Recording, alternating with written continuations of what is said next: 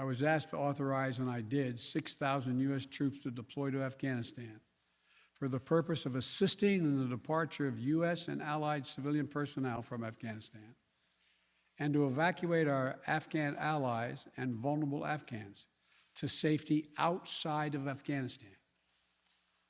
Our troops are working to secure the airfield and to ensure continued operation of both the civilian and military flights. We're taking over air traffic control. We have safely shut down our embassy and transferred our diplomats. Our diplomatic presence is now consolidated at the airport as well.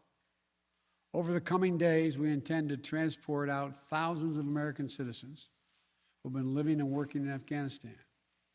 We'll also continue to support the safe departure of civilian personnel, the civilian personnel of our allies who are still serving in Afghanistan.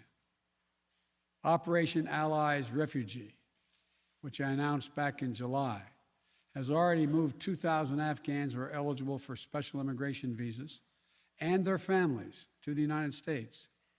In the coming days, the U.S. military will provide assistance to move more SIV-eligible Afghans and their families out of Afghanistan.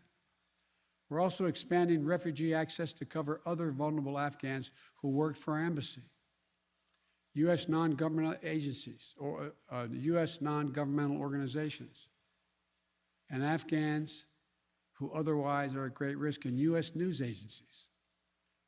I know there are concerns about why we did not begin evacuating Afghans civilians sooner.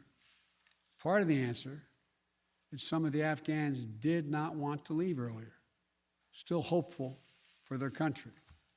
And part of it because the Afghan government and its supporters discouraged us from organizing a mass exodus to avoid triggering, as they said, a crisis of confidence.